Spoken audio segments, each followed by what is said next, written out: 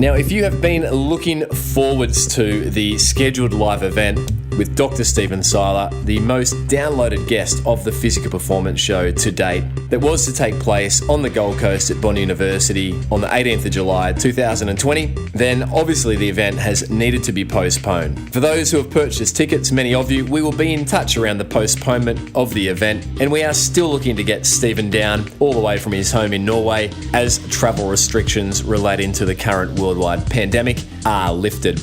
But good news in the meantime. I posted recently to social around the interest in supporting a 2-hour webinar with Dr. Seiler on the same theme, sustainable training for attainable endurance goals. Remember, Dr. Seiler is the world authority, the father figure, if you like, around the polarized /80-20 training approach.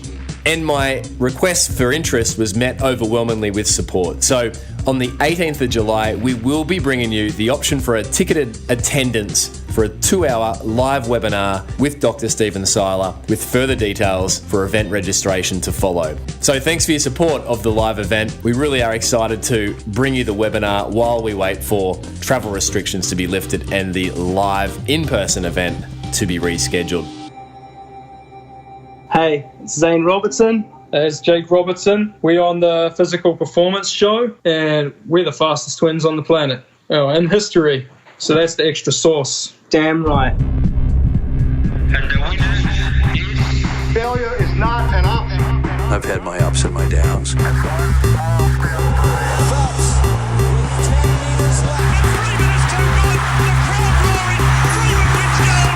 I think it's an absolutely breakthrough experience.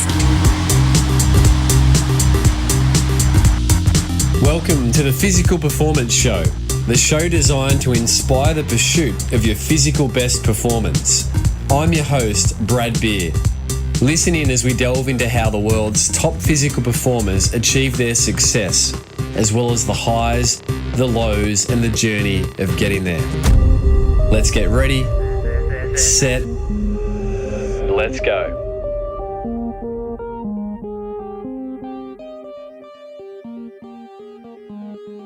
If you're a fan of the Physical Performance Show, you'll know that we've stuck to a weekly show like a metronome. In fact, for 210 episodes, a week has not been missed. Every Thursday evening, out the show goes. Well, we're throwing the rulebook out. It's an unusual time in the world, and we are bringing you a bonus episode, the first bonus episode of the Physical Performance Show.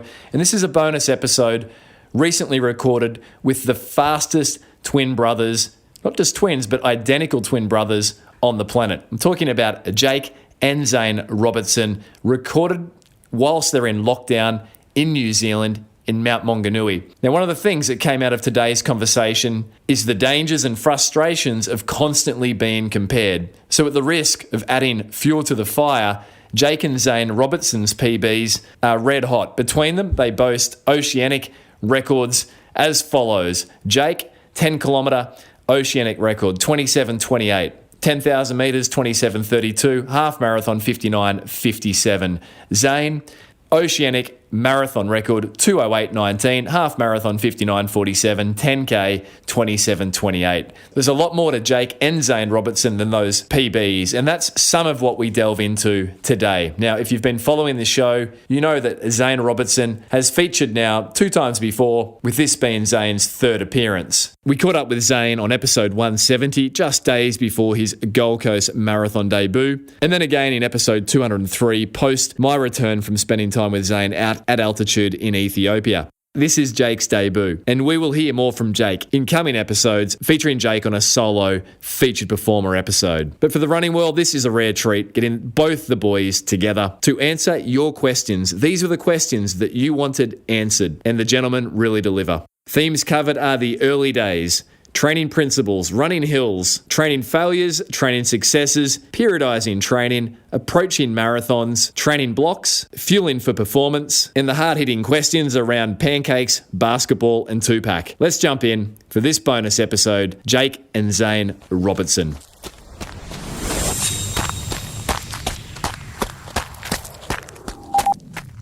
Well, this has been, I guess, eagerly anticipated, the opportunity to get both Jake and Zane Robertson sitting together in one place for a bit of a fun episode today, a question and answer with the twins. So, boys, you're in Mount Maunganui in COVID lockdown there in New Zealand. Welcome to the show, and Zane, obviously welcome back for the third time.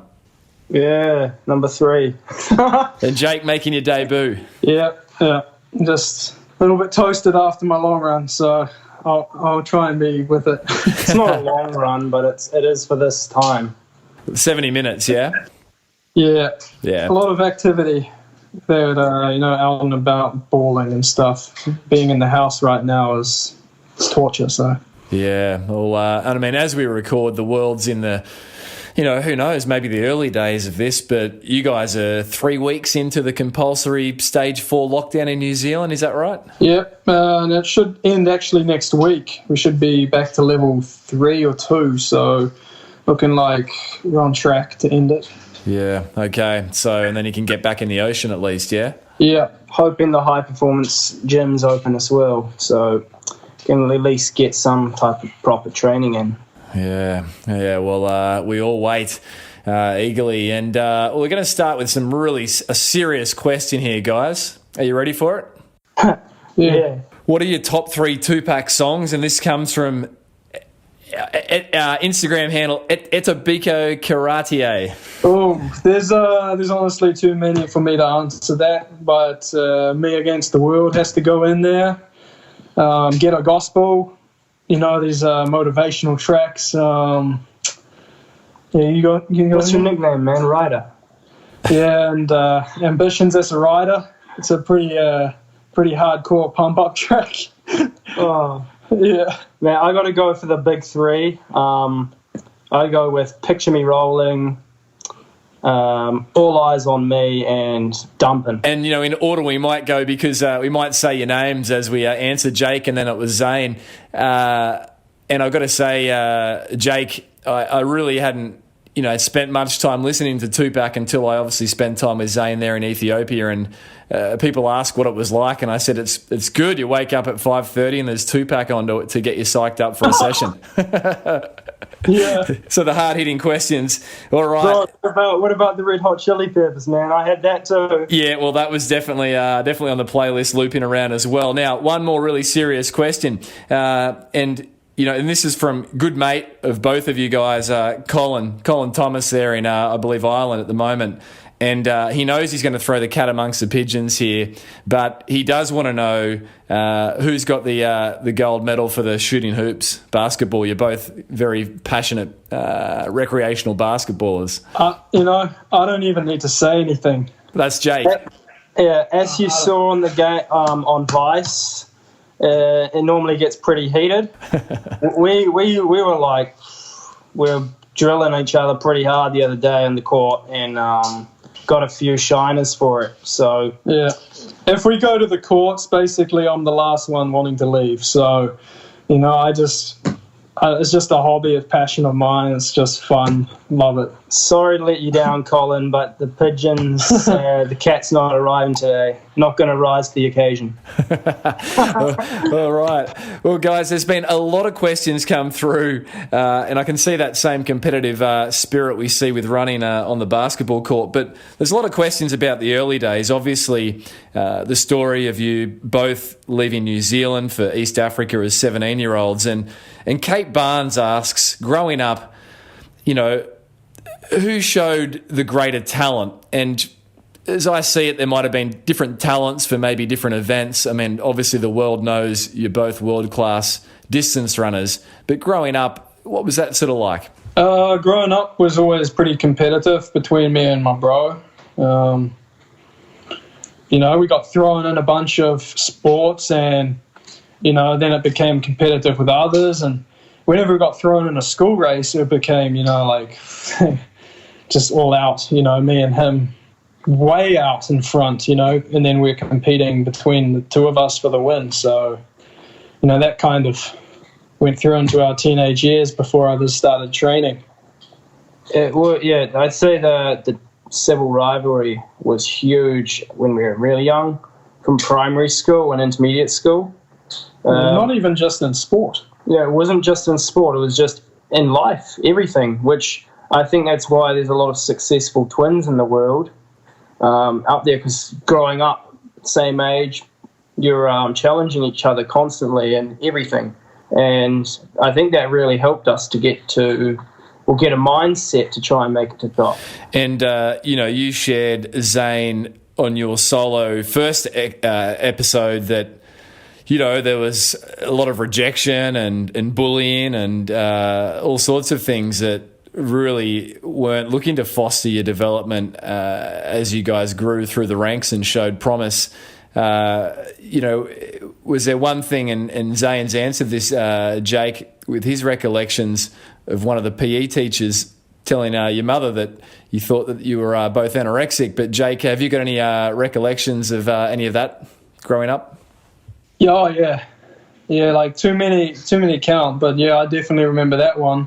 He even called our coach at the time and said the same thing, and he said, "You're crazy.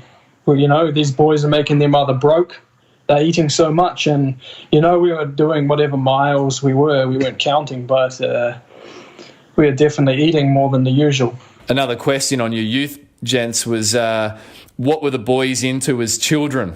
So apart from, obviously finding running, what were your other interests prior to running or concurrent to running? Basketball? Oh, yeah, basketball, football, like cricket. We went through all the sports, but basketball and football, like soccer, was the last that we gave up due to running. I was still on the good football team, and the coach said, if you show up on Saturday, you're in the team, like you're starting. You just need to come and fit us always, and you'll be up and down the field, no problem. So, Jake played rep hockey for just one season, and like we said, we're very skilled sportsmen over all sports. In that one season, Jake was asked to trial for the reps team in our local district, Waikato. So it goes to show that when you're young, growing up, you should do all sports. You should practice your motor skills because it helps with whatever you can in the future. But yeah, basketball was amongst there. One Jake left out was actually skateboarding. Oh yeah, break dancing. Before I was a runner, I was a skateboarder. My goal was heading to the X Games. I was going to win gold. That was it.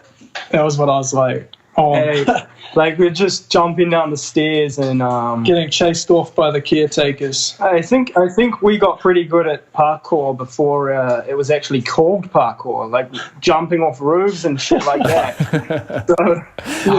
The physio part of me is absolutely thrilled to hear this, because we know that early specialisation in developing junior athletes can be a handbrake on their ultimate performance. And anytime someone's jumping around or jumping off things or on a basketball court as a youth, it can help with the bone health later in life. So, gents, well done. So you already were planning it out. The next question comes from Christopher Hervoth, who asked, was there an influential book or person that taught the boys the most about training principles? And I do recall, Zane, you mentioning one of your coaches, Don Willoughby, who you said that he took 2 wild animals and he tamed them. Yes, yeah. I think what he meant by that is he really taught us from a young age. Like, he was our first coach, and he saw the passion and determination straight away. And he said, you guys can really go far with the sport, but you're going to have to learn, and you're going to start right now. And he taught us how to learn what he was coaching and why he was coaching it. So we learned how to coach ourselves and take things from here and there and why they were being used in our training. So by the time we went to Africa, we already had that happening, Is there anything you draw upon even now, Jake, all these years on, that Don taught you practically? Just the general sense of, like, if you try it and doesn't feel like it's working for you, then, just because it worked for someone else doesn't mean it needs to work for you. The simplicity, basically. Runners now, and especially junior runners growing up, they overanalyze everything. Stats, science. You need to be basic. Especially when you're young, basic training works well. basic training helps you get better, and you'll feel your own body. So I think that's what he taught us, and that with his basic program, he was actually coached by Lydiard himself. Oh, wow. And so he took a lot of that theory and applied it to not the junk mileage theory. That's where people get it wrong, but he applied it to use, and he applied it in a good way. Yeah. I believe his quote was, never stop learning. Wow, that's so powerful. The simplicity of basic training. I guess that feeds in never stop learning as well to young Carl Rudd's question that came through on Instagram. Tips for a 17-year-old boy who wants to reach his full potential. Yeah, I definitely feel that one, you know. I was 17 once, Carl, and, you know, the most important thing is that you feel your body, feel what you're doing, and don't just take a program and do it. Find out why you're doing it, and then listen to the results in your body. Don't definitely avoid the junk mileage theory. You know, don't run for mileage. We didn't care when we were that age. We did good workouts. You know, workouts can give confidence, and confidence helps you race better. Yeah, I would just say don't race your training, train to race. You know, being so young. Just have fun with it. You're still young, you know, and you have plenty of time. One of the big keys there is you are young, work on speed. Haile Gebrselassie told us that actually when we first went to Ethiopia, and he said you guys work on speed when you're young. So that's what I keep telling people till now. Wow, gentlemen, that's really, really rich. I mean, I've just jotted things down. Feel your body, as you shared, Zane. Don't run for mileage, Zane. Then Jake, you threw in there, make sure you're having fun, and don't race your training, and then build speed, as you added on the end there, Zane. Gents, that's brilliant. Another question from the toughest thing for 17-year-olds, I would say, is if there's something written on a program. The toughest thing is to not do that session. But you have to dig deep inside and know if you're feeling bad. You know, one session is never worth 2 weeks. So you mean the discipline, Jake? If it's written there, don't just blindly follow it if you're just not feeling it that day. Yeah, because I mean, like I said, one session is not worth 2 weeks of injury. Yeah. So you know, if you're not feeling it, better you skip it. Hey, that's actually kind of my problem right now. Still, the elites do it. I made that mistake a lot in my career. And yeah, gents, and I don't have a sub 1 hour half marathon to my name and never will, but I make that mistake even with the work I do. So there's lots for us to all take from that. And Jake, just, you know, is there anything specific you can remember where you didn't, as a junior, where you didn't heed how you were feeling, you pushed through? A lot of my junior years were blocked out in developing in Africa. The junior years I remember are from New Zealand and making, you know, World Youth Championships and World Cross Country Junior Champs and these type of races. I do remember being in the best shape before in New Zealand. I think it was cross country season, and I got injured, and you know, it put me out for quite a while. And yeah, I should have just been calm and trusted myself, trusted that I was fit coming off the World Cross, and you know, just jogged instead of trying to, you know, grind those sessions for confidence. Just trust my body and understand that once the fitness is there, it's not going anywhere. Yeah, wow. That's once the fitness is there, it's not going anywhere. Brilliant, Jake and Zane. Will Goddard on Instagram, I think this might make you both smile. I'm a 17-year-old identical twin, and my twin and I are both runners. What advice would you give to the twin who can never quite hold on during races? I'm looking to help my brother out. Well, first piece of advice is that you shouldn't compare yourself to anyone, even if you're an identical twin. I've said that in my last interviews, that, you know, that's the big piece of advice. Don't compare yourself, because as soon as you start doing that, you start racing in training, you start racing to beat times of other people. Everyone develops on their own time. Maybe you have to work out which distance applies to you too, because Jake and I were identical, and I was a 1,500, 800 runner growing up, and Jake was 3,000, 5,000. So we found the difference. I was a little faster than him in shorter distances. Maybe it's the same situation there. For sure, comparison's always going to piss you off as a twin brother. For the one not keeping up, if he's as passionate, does he work as hard? I mean, I remember competing with Zane in training so many times. It was ridiculous. Not being able to keep up in races has maybe more to do with the mentality rather than the confidence rather than the physicality. So, he needs to just believe in himself, I guess, get some more encouragement. Jake, Zane just mentioned you had a bit more early speed there.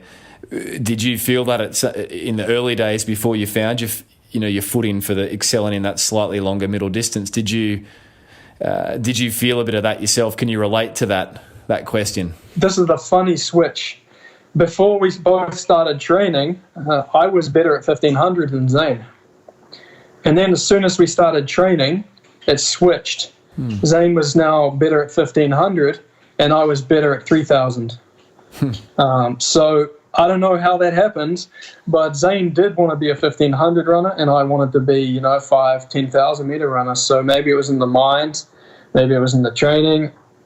I don't know. It's it's funny. I just relate. Just going out there to the twin brothers out there. It's unique to be a twin brother. So use that to your advantage, and accept your uniqueness. It's pretty cool. It adds to our story. Oh, yeah, it's a story and a half. And the final, I guess, early day question, actually two more early day questions here, gents, from Lockman_DRD. When you were 17, what mileage were you doing when you arrived in Kenya? Now, obviously, Zane, you've already mentioned you weren't falling into the mileage trap, but, is there any practical answer you might give for that? I can say at 17, I wasn't counting. I was believing I was doing huge mileage because you want to believe you're doing, a lot to make you great, right? So, but the good thing Don Willoughby had me on was, I didn't have a GPS. I just had a stopwatch. I was running to time, 90-minute long runs, 2-hour long run max. So I had no idea of how my mileage was actually, or how fast it even was. So. And what year was that, Jake? Calendar year? That would have been 2005 right through 2006 when we left even for Africa. And then even while we were in Kenya and that, we had little stopwatches, and the only time we'd ever see how fast we were doing, our Ks was when we were doing 1Ks at the track. Yeah, I love that. I didn't get my first GPS watch until about 5 months ahead of the World Triathlon Championships in Auckland in 2012. And so that there is that growing up with the awareness of perception of effort, right? And you weren't running to post it on Strava. No, and you're working on effort, exactly. I don't even think, to this day, I don't think track runners actually need a GPS Garmin. I don't think they need it. I think track runners should run on feeling a lot, and the only time they should see rep pace is if they're doing 400s or 1Ks or mile repeats at the track. That's when you work on effort, or you have a 1K cross-country loop marked out or something like that. But my first GPS watch came when I was starting to train for my half marathon, and that was a long time gone. That was 2014.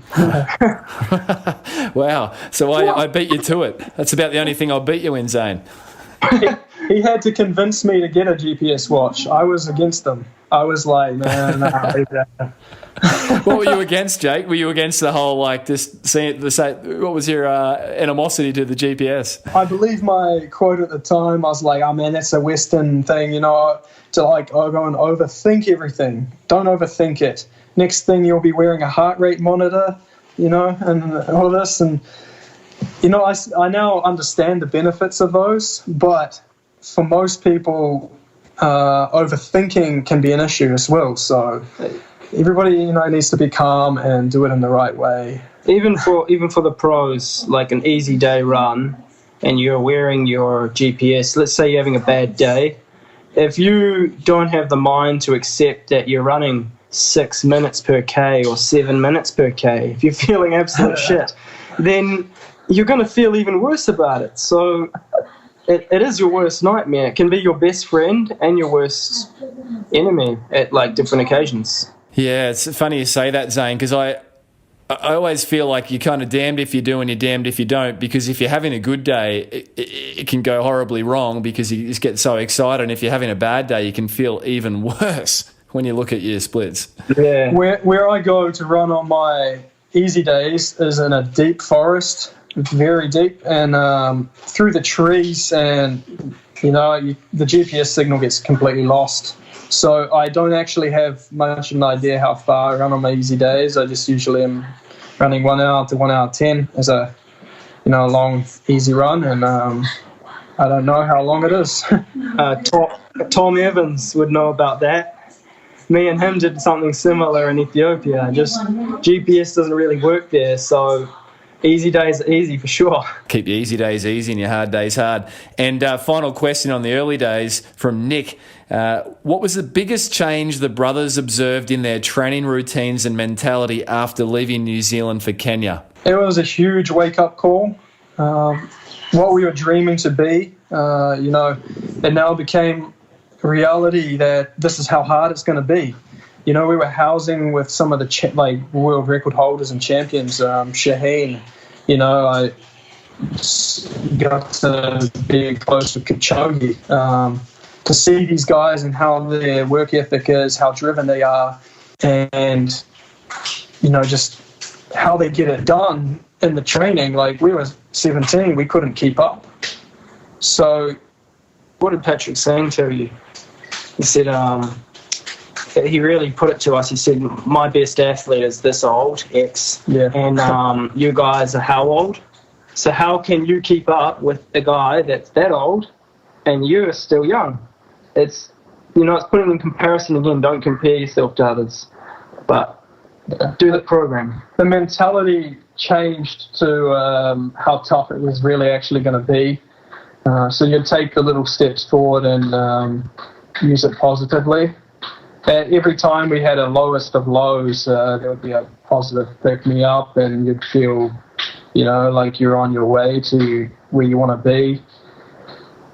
I think the biggest change for us both was we became comfortable with what was uncomfortable, and I think a lot of athletes still are uncomfortable with it, even the pros out there.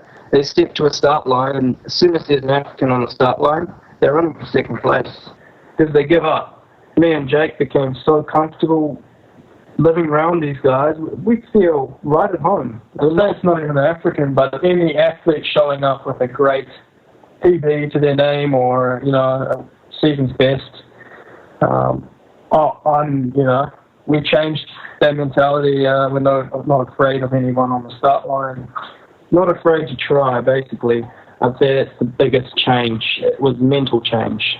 And I know, Zane, you've referenced that when the Africans or East Africans have a bad day, they don't dwell on it, they just move on. So it sounds like you adopted a little bit of that, have a go and don't get stuck, analysing or doing a post-mortem if it doesn't go well. What do you got to lose? Exactly. Yeah, powerful. Gents, we're going to change gears from the early days to fueling. And one question that's come through here on fueling is from Amelia, who I know is a real ardent supporter of both of you boys. And Amelia asks, what's a day on their plate look like, morning to evening, pre and post training? So we're talking about fueling here. My usual would be, something very small at breakfast time, because, I'm training pretty much within an hour afterwards. So usually it would be a cup of coffee, black coffee, and slice of toast with some natural honey on it. After that, we're getting home, from whatever training session we're at, and almost straight into cooking lunch after, doing all the necessaries for recovery. Lunch would be probably rice and beans. This is back in Kenya, my usual diet. Obviously, if I'm over here, it's something different completely. we'll have something like sandwich for lunch. But back in Kenya, rice and beans are sufficient, really rich with omega-3s and all that. Dinner might be something like bolognese, maybe chapati and dengu, or if it's a session the next day, maybe something straight like tuna steaks with rice. Very, unfibrous type of food, because obviously a session day is harder. So that's great, Jake. Thanks for sharing. And obviously that's out of Kenya, and Zane over on Ethiopia. I had some first-hand experience. Anything to add there? Definitely. So Amelia, I'm going to try and break it down. Long story short. Okay, I don't eat on easy days before training in the morning, because I go at 6 a.m. sharp. I feel like that helps my body understand glycogen stores, which does in a marathon when you become drained. So I feel like that's an advantage that scientifically a lot of people underestimate the power of that. On hard days, before hard sessions, I'm normally up at 3:30 a.m. sometimes, 4 a.m. I have some cocoa, there we go, 100% cocoa, and I'll have maybe a piece of toast or two. You do have something? Yeah, before hard sessions. And then I'll have an energy gel on the way to the training, so when I'm arriving there, it's just like race day. I try to simulate on hard days, before hard long runs or hard sessions in the morning, exactly what I'll do before the race. That's where we do agree. So that's the agreement point here. Easy days, I'll come home from my easy training in the morning and I'll have breakfast immediately after some post-run S&C stuff. Quick ice shower, normally bucket shower outside just because I like it. Nice morning, it's kind of cool. Brad, you saw when you were there. So breakfast will consist of either scrambled eggs and some avocado, and maybe a piece of bread or two with some Ethiopian spice, normally involved with chili. That's breakfast. Lunch would be something similar, or it would be oats with some fruit.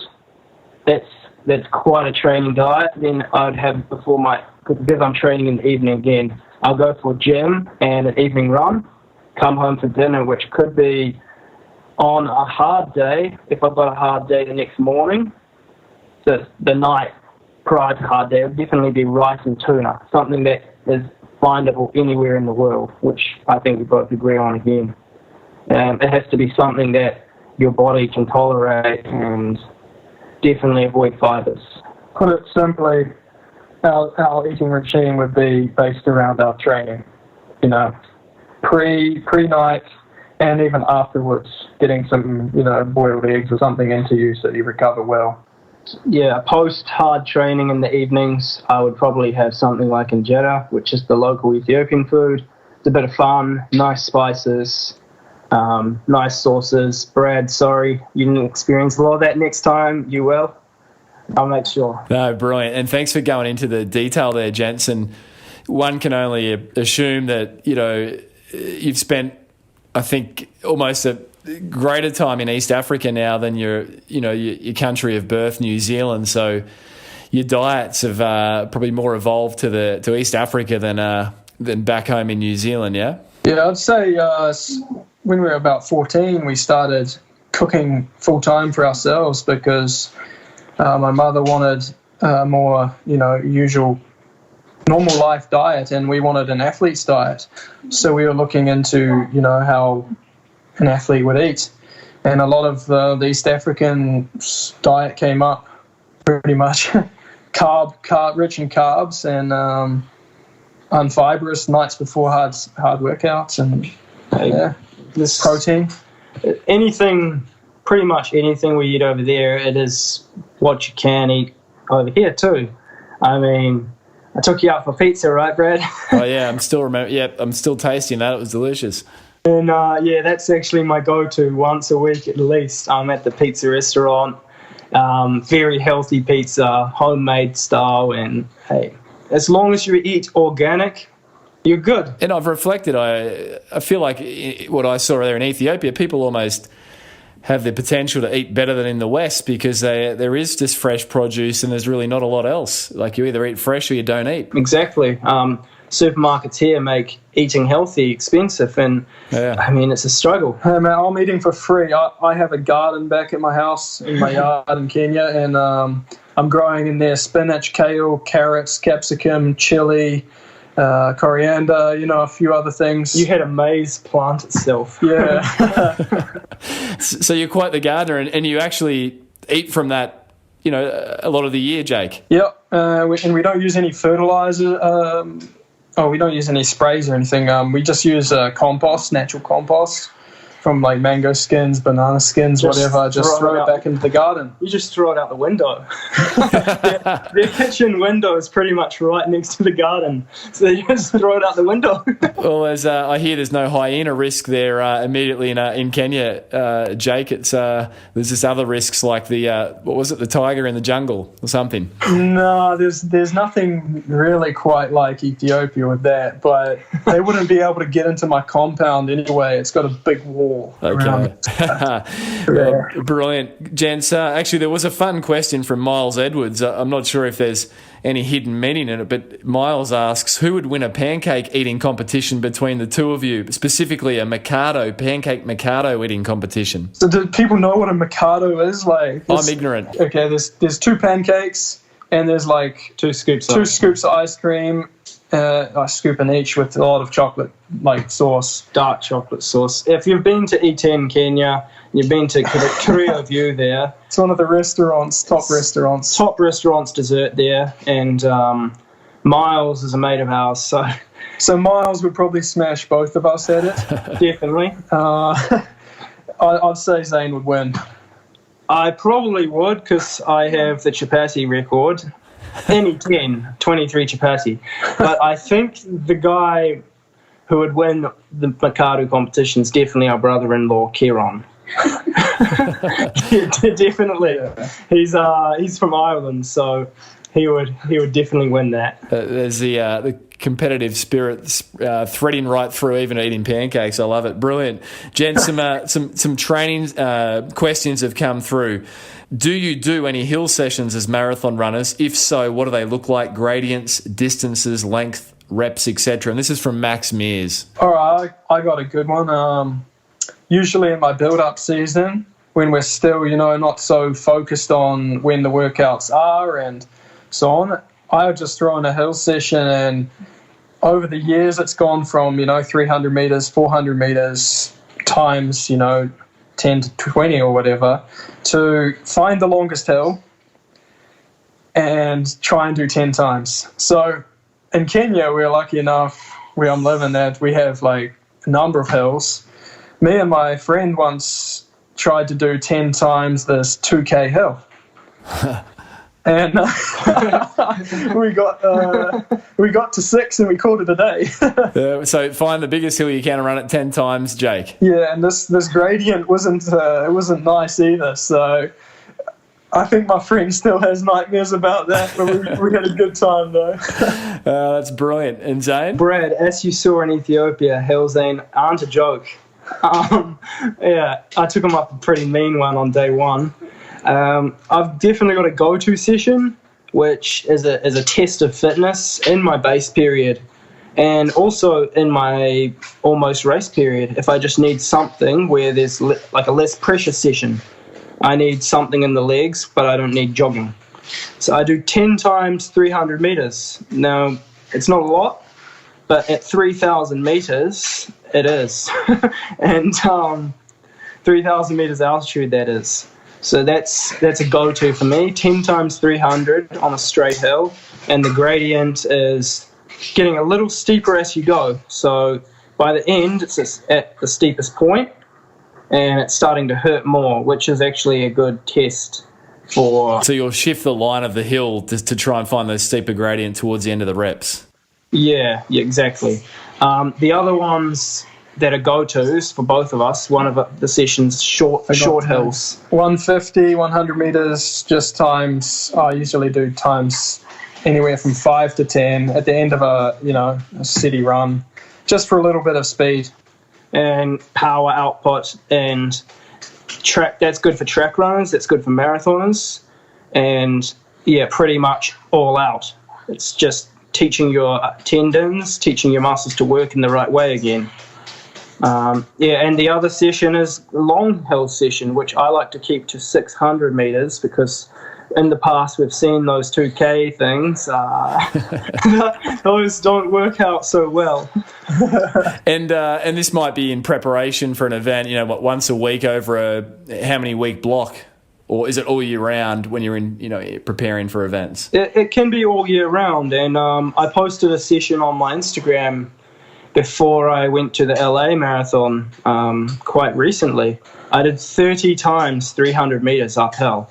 And I joined a group in Ethiopia for that. It was my first time ever doing that, but I thought it was mad. And it was, especially mad with the situation I was in, and we all know what I'm talking about. But I think it's a nice way of taking the pressure off training. Sometimes if you cannot, or if you're too tired to do the session that you plan to do, just go to a hill and, stride up it and jog back down. That's a nice way to get some type of effort in without the pressure. Yeah, that's nice, Jake. And that is a jog back on all of these, correct? Yeah. Just steady jog back. Yeah. Bottom line is, no matter what distance, hills are very important, and particularly the base phase. Yeah, brilliant. Thank you, gentlemen. Sergin Alexander asks, you guys are known for training hard, but how do your easy days look? What do they look like, and how polarized is your training, if at all? What sort of periodization do you use to achieve such high results? So there's a fair bit in there. I guess it's some insights into the intensity distribution of your training. I think I've actually made quite a few mistakes over the years by training too hard. In the last 3 years, I've really I've come to terms that I don't actually need to train that hard anymore because I get shaped so easily and so quickly. What's the risk of overdoing it? Yeah, okay. So you've learnt that, and this feeds back, Jake, to one of your earlier comments that, you've got to listen to your body. Yeah, absolutely. And I use this one as an example because it's quite perfect. I had a 3-week injury where I couldn't run for 3 weeks. And then I had, I'd done good base and good training before that. So I just kept fit, doing some gym strength work. And then I had another 5 weeks to the Great North Run in 2017. And that's the year I ended up taking Mo all the way to the line. So 5 weeks. And that's a run that, we'll certainly tag up in the show notes. But I think most endurance running fans have seen that footage, and certainly there was a bit of that being played when I was out in Ethiopia with you, Zane, and we were enjoying the theme music to that run. I can't remember what it was. What was it? I can't remember. I got to check it on my phone right now.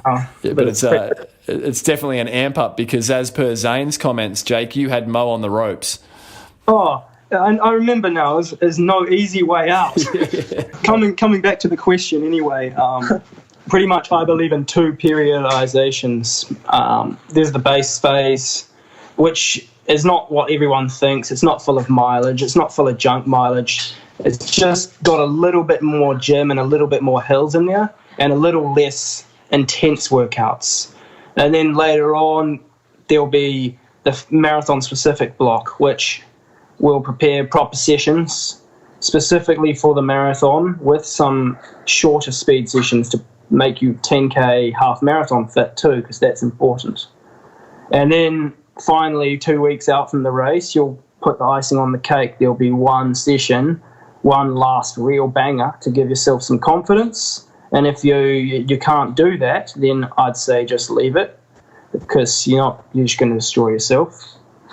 And pretty much the taper, 10 days out. Yeah. So you'd almost go like there's 4 phases: the base, the marathon block, 2 weeks out, hitting the last banger for confidence, and then the taper. And there's definitely a bit of New Zealand left in you. I'm a little bit scared of Zane's last bangers. I prefer not to involve myself with those last bangers. Man, you can check the Gold Coast stuff that I did before Gold Coast Marathon, and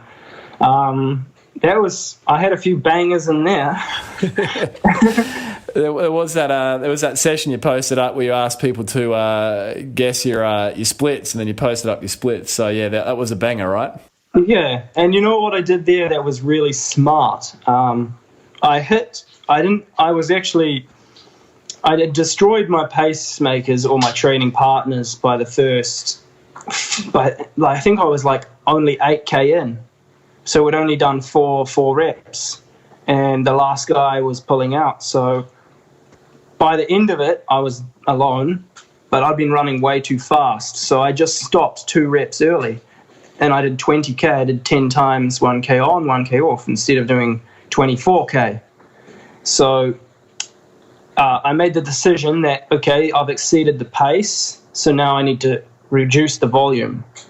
Now you can make small changes like that to stop training so hard, but train smarter. Yeah, listening to your body and training smarter, and yeah, so much there. And just that base block, Zane, how many weeks might you sort of, obviously the taper, the 2-week block for hitting a banger, and reverse engineering, how long might the marathon block and the base block be? I would say the base block lasts longer than any other block.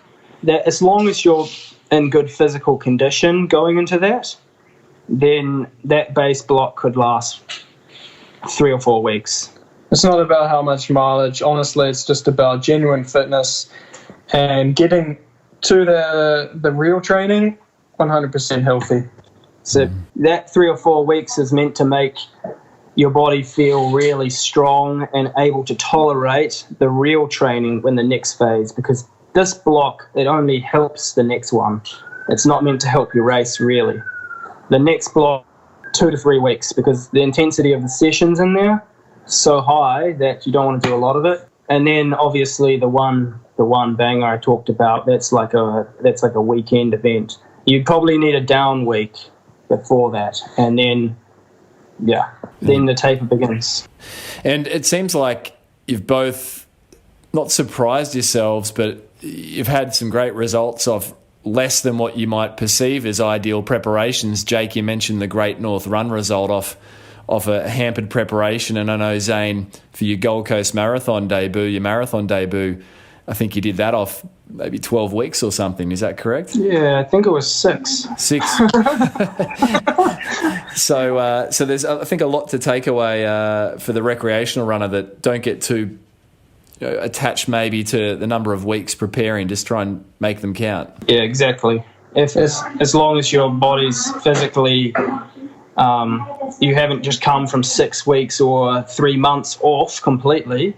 If you're still physically fit, you don't need long to be in shape. Trust your feeling. Trust your feeling. Yeah, that 2017 race, Zane had all the sessions to back up a great result.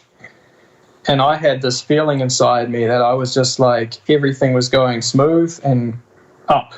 So I was on an upswing towards that race, and somewhere inside me I had good belief in myself, but I kept it on the down low because obviously this guy had killer sessions. I think I'd cooked the turkey too long. I think it was in the oven at 260 for like 5 hours or something.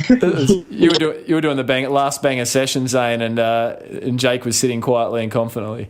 I mean, I was joining a group which he was probably doing his last bangers like 5 weeks out. I just sometimes 3 times a week. Yeah, 3 times a week. Sometimes joining a group is good, and sometimes it's the opposite of what you need. They push you beyond the limit. And that was an example. Gents, you're doing so well here. An anonymous question came through. What does a typical down week look like in training for Jake and Zane? I will completely take the pressure off. Like I mentioned earlier on, the hill session, I might do one of those, or I might do a hilly long run instead. And say, guys, we're going for 2 hours and enjoy the ride. We start progressive and enjoy the pace throughout. No real intense session, just no pressure. No pressure. Just Zane? Keep the legs turning, yeah. No pressure, keep the legs turning, yep. Zane? Yeah, I would say things to make you feel good, as long as you keep feel good endorphins going. Gym workouts, no GPS, that's for sure. Something similar to what Jake said. If you're going for a long run, I'd rather do 2 hours, 2 hours 30, or something just for fun, like with Tom Evans when I did the 3 hours 30. It's it's a little bit of fun, and hey, it can give you something back in the positivity. Yeah, brilliant. And it's nice to hear, the similar theme but expressed differently through both of you. And Ravalush21 asks, why are you both training separately? Will Jake and Zane train together again? I want to see them together. Thanks for the opportunity to ask a question. I live in Kenya with my wife, and that's where I'll always be. I have my own group there that listen to what I have written down on the program.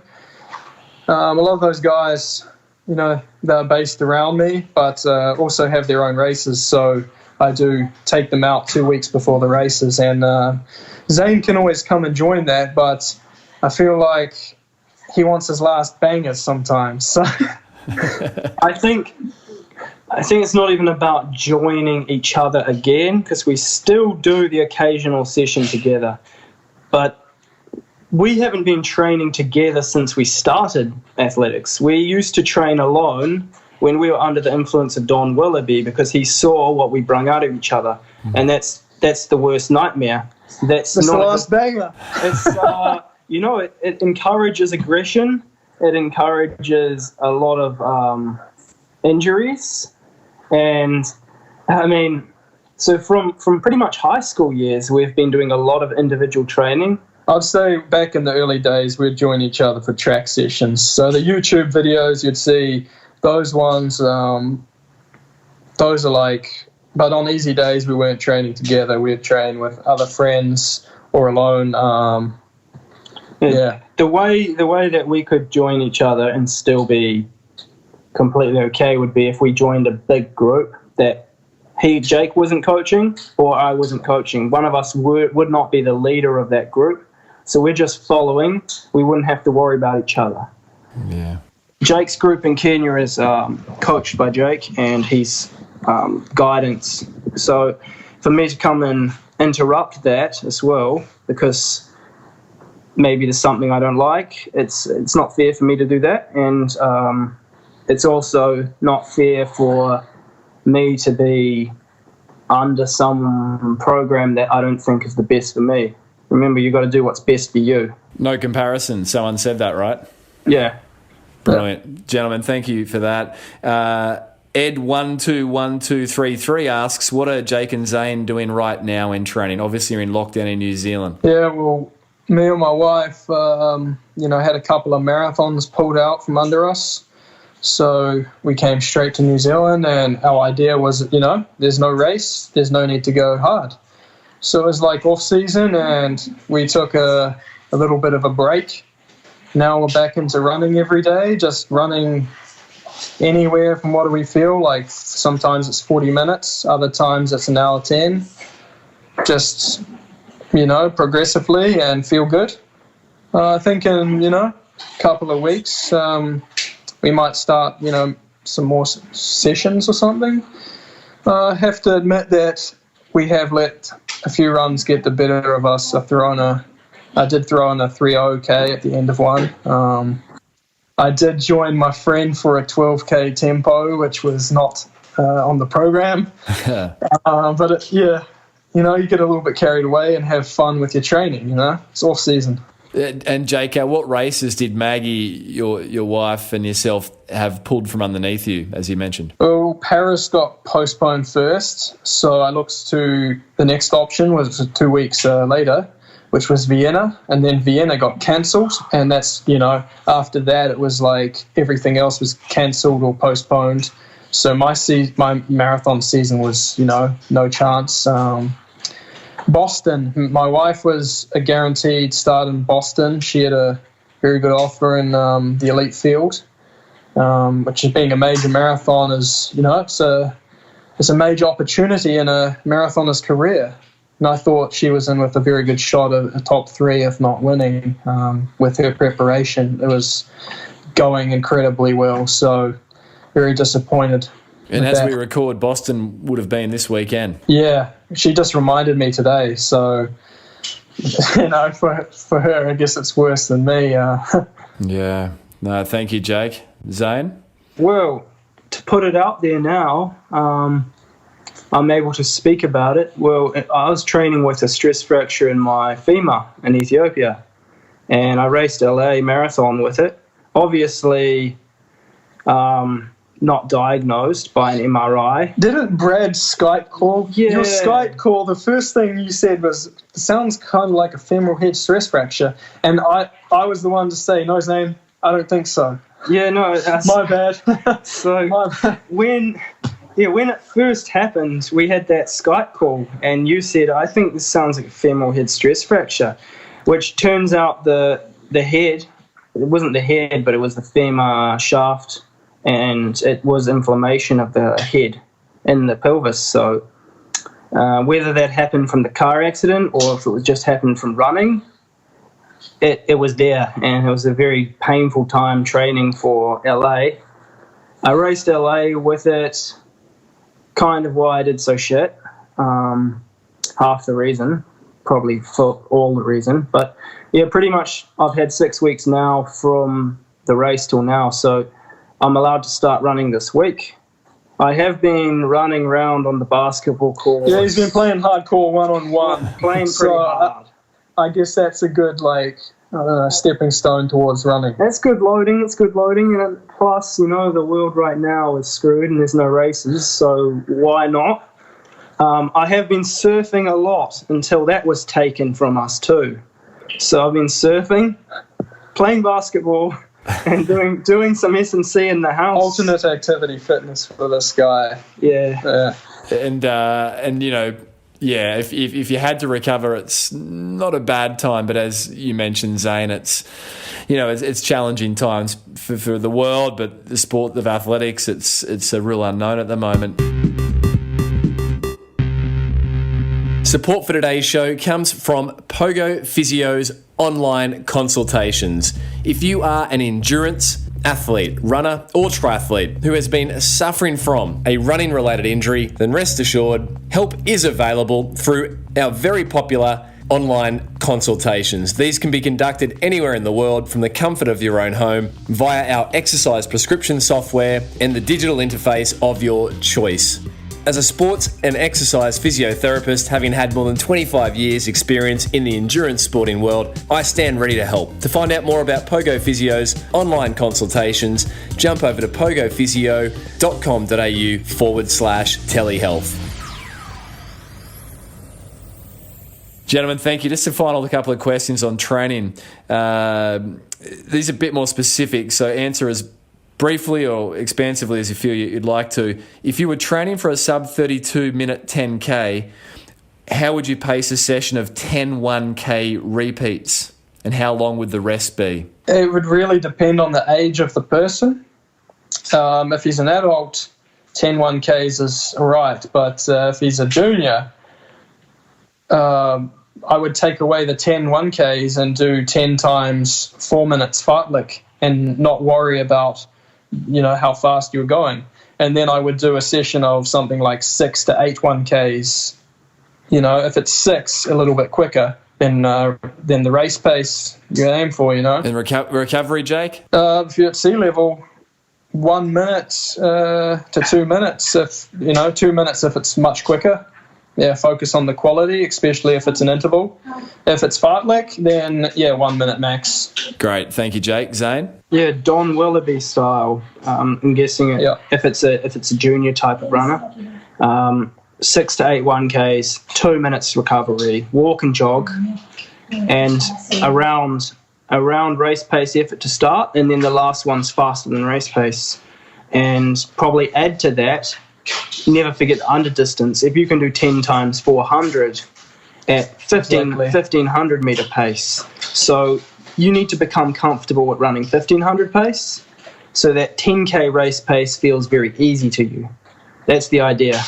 Yeah, interesting. That's great. And then Manesh asks, training tips for a 1:28 half marathoner who has the aspiration to run sub 75 minutes. Thank you. Okay. So 88 minutes, looking to go, 75, 1 hour 15 for a half. I would say again, work on the under distance speed. What's your 10K PB? Work on what's your 5K PB. Don't even look at 10K because it's too long.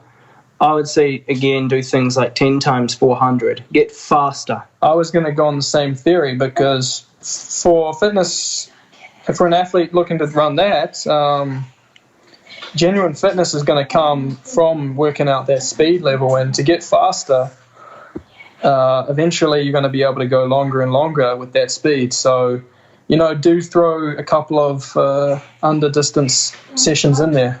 Yeah.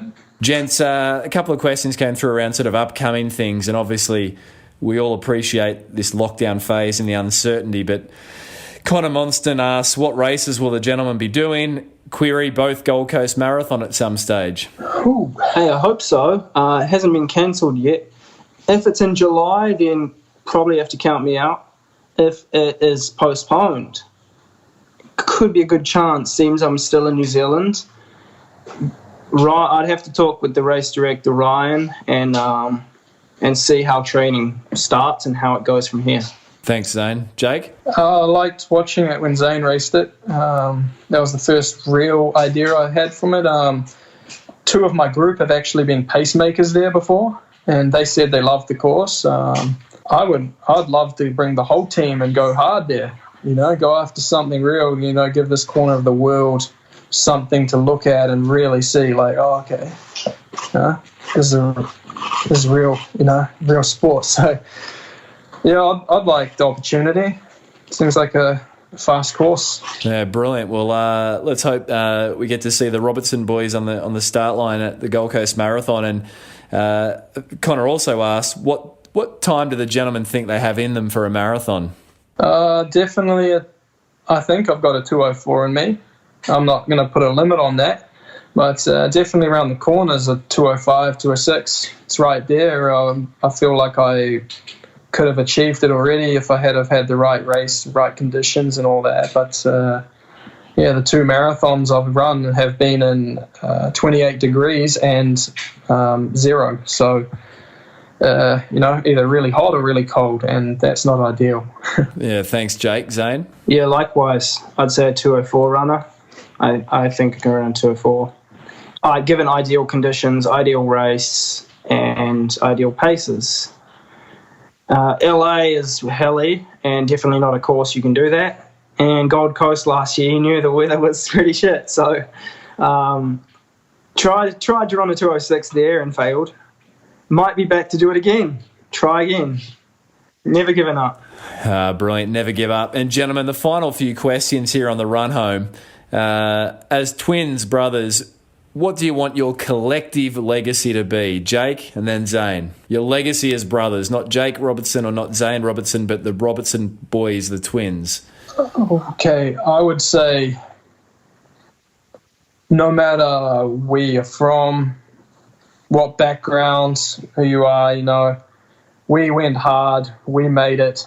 No matter what route you take, there's a way through if you have the determination. Our route was not decided. It wasn't definite, but we made it work. So I would have to go with that. Thank you, Jake. Zane? I think a joint legacy, I think it would make a great movie, a great book, but it's a story for people beyond running. It's just a story for people. It's a success story. Because no matter what happens from here onwards, we've already made it to the top end of the world's running scene. And we started with nothing, just two kids with a backpack and a hope and a dream, and we chased that with everything we got. So I think that's what the legacy should be, a success story. Maybe captured, as you say, Zane, in a motion picture. I think there's definitely a story there to put on the film. If I win LA a few times, then I'll try to track down a producer. Yeah.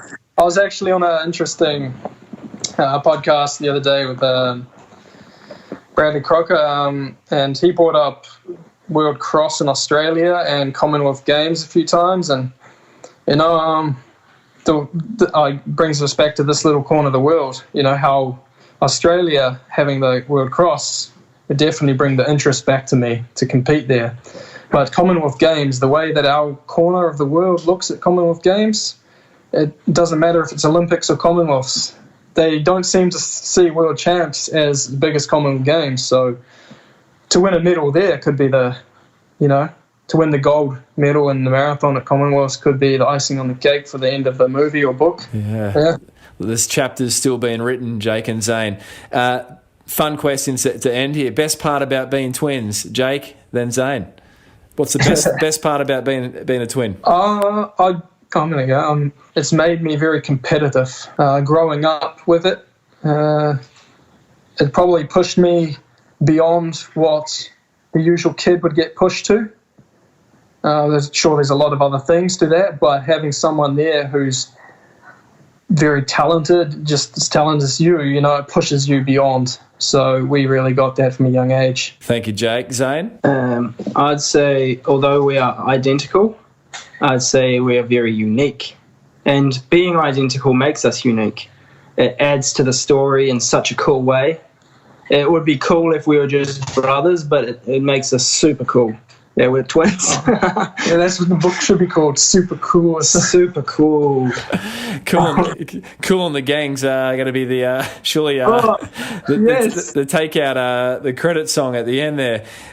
Most challenging part about being a twin, Jake and Zane? The constant comparisons, Now you're growing, it doesn't matter.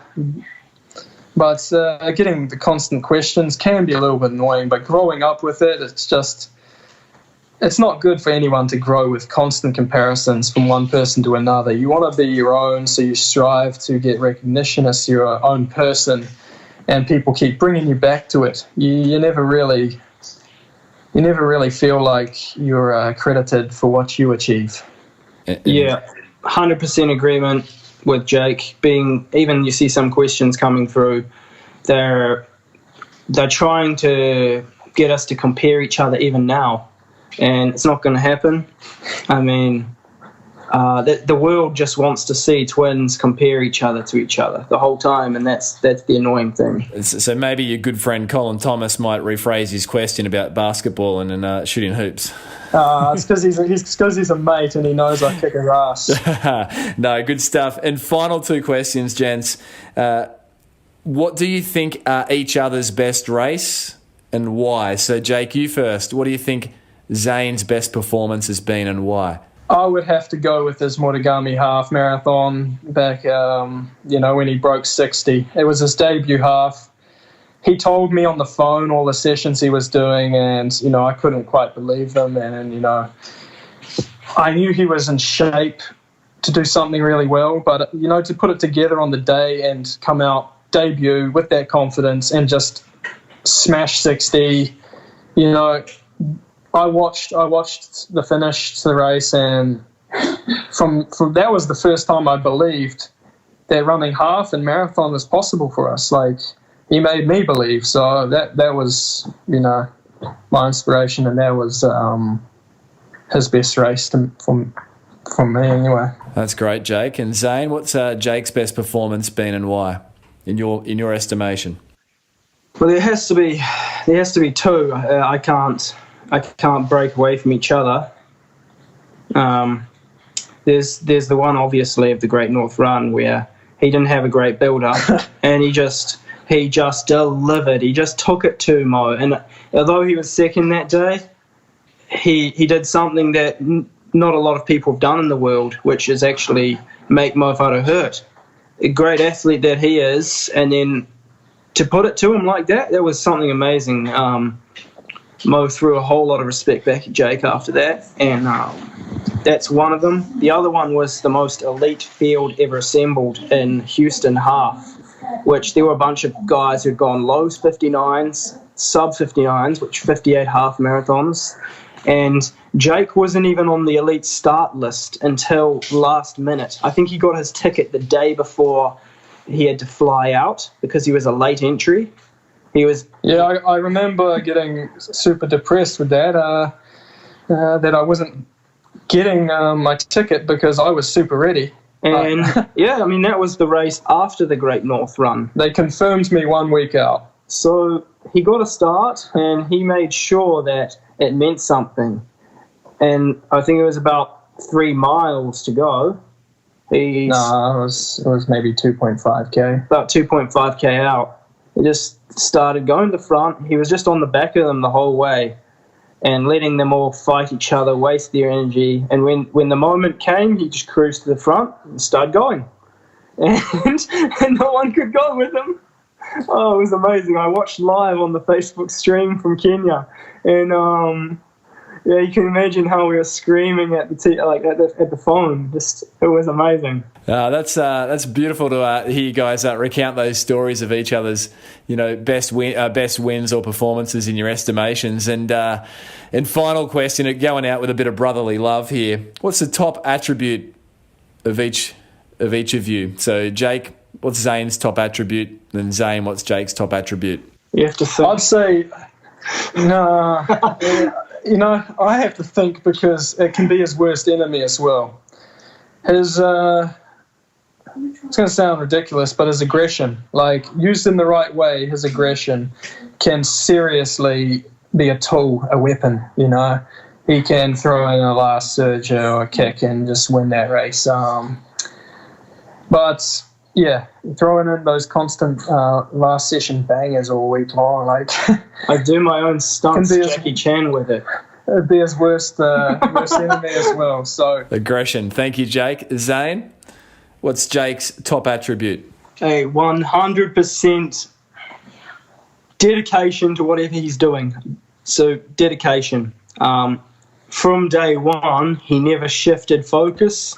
He never said he can't do it.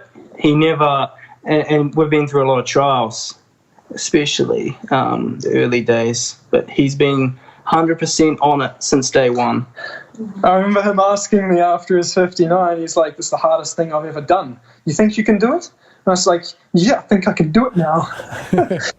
Like back up in his face, Oh, that was a violent argument. There was an argument, was there, after that Maragami 59-47, Zane? It was. I don't know what started the fight, but it always goes off topic and it goes somewhere else. Gentlemen, you're in lockdown. You're both, on the pause button at the moment. But I think everyone listening in today is going to have a smile on their face and enjoy some of the share-ins there today. So it's a unique opportunity to have you both sitting there and thank you for your time, contribution, the running world, the inspiration, and the fun along the way. Thanks, man. It's all good. It's awesome. Finally do together and made it a hat trick on the Physical Performance Show. And salute to all the fans.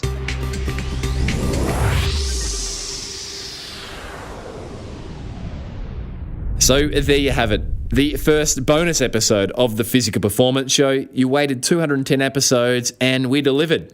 But in all seriousness, if you enjoyed today's episode or you took something from it, the theme of the show, as you know, is the highs, the lows, and the learn-ins. And I believe there was plenty of great learn-ins there shared by Jake and Zane. So if you did take something from it, reach out and let the gentleman know. You'll find both Jake and Zane on social media, Instagram specifically, at Jake_Robertson_HTBZ and Zane_Robertson_NZL. And also share it with someone in your circle, your running circle, a running buddy who you know will enjoy it.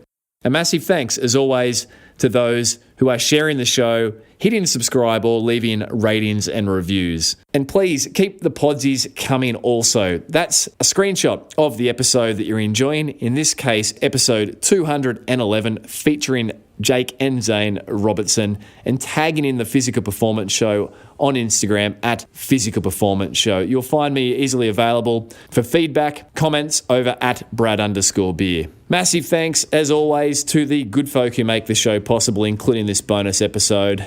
Daryl Misson, our audio engineer, Susan Wilkin on all things show administration, and Matthew Olding on all things show graphic design. Today's episode is brought to you by Pogo Physio's online consultations for runners and triathletes. Online consultations are remarkably effective and accessible worldwide and can be easily scheduled with myself for any bone, tendon, or joint-related running injury over at pogophysio.com.au/telehealth. Now, as planned, coming up next, you will enjoy the share-ins of featured performer, 2018 World Triathlon Champion, and 2016 Olympic Games bronze medalist in the triathlon, UK-based Vicky Holland, on episode 212. Vicky shares her career highs, lows, and learnings, and there is so much to take from Vicky. So until then, keep pursuing your physical best performance. I'm Brad Beer, and this has been the Physical Performance Show.